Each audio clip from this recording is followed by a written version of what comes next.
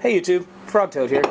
I did a video on these clamps here a while back, and I got a whole bunch more questions about other homemade tools, because I've mentioned that I do make some of my own tools.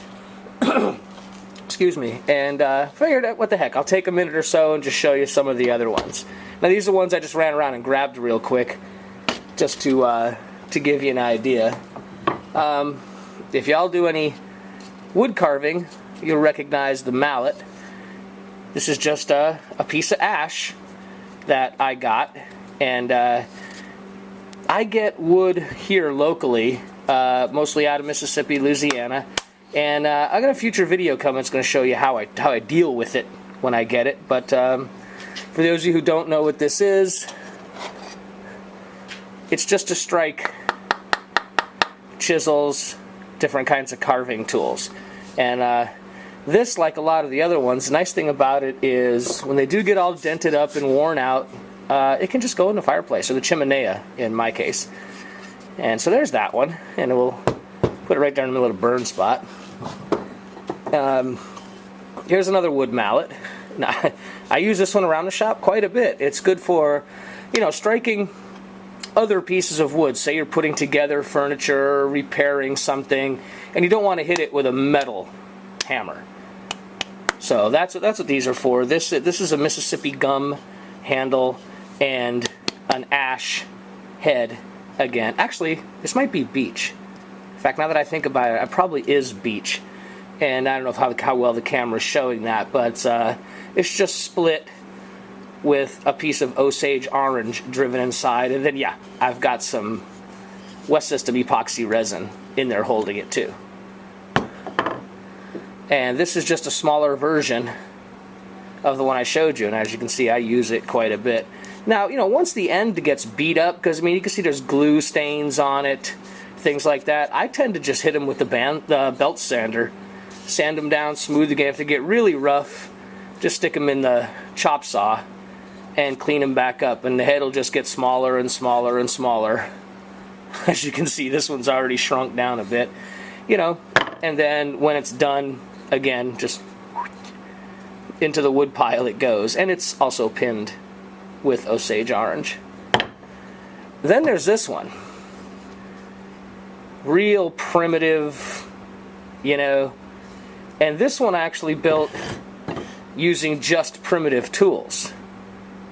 I threw this together. I'm almost positive I actually threw this one together at an event, one of my medieval events, SCA, for those who don't know what it is. I think I actually threw this together at an SCA event using just hand tools. And again, it's primitive, but when you've got basically two sticks and all you need is a way to bore it out and a way to shape it, you know, one doesn't have to, you don't have to go out and buy, you know, a lot of expensive stuff. Yeah, I mean, I have some of those, in fact, it's right over here. I have one of them right over here. Actually, two. You know, I use the rubber mallets. You can see the little sawdust on there. And I have, you know, the weighted one. This one's all beat to snots, as you can see. But these cost money. And these here, wood grows on trees. As stupid as that sounds, some people just forget it. And I'll show you a quick one other tool. I didn't actually make this blade. This blade was made by a friend of mine, but I made the handle, and it's made for me. And if you're not familiar with this, this is a hand froe. So it's actually built, because I'm right-handed, it's actually built and carved to fit my left hand perfect. And basically all it's for is, let's say you wanted to make this head, but you know, it was still shaped like a tree, or maybe it was split, maybe it was a log that was, you know, 10-12 inches around, and you split it and you had that wedge-shaped piece. Well, then you just take, and then pretty much any piece of wood you can find, it's batoning, you know. If y'all do camping or anything like that, you know, the camping folks, they refer to it as batoning. that's what you use a froe for. And I have a larger version of this, which I might break out. If there's some interest in some of this stuff, y'all let me know.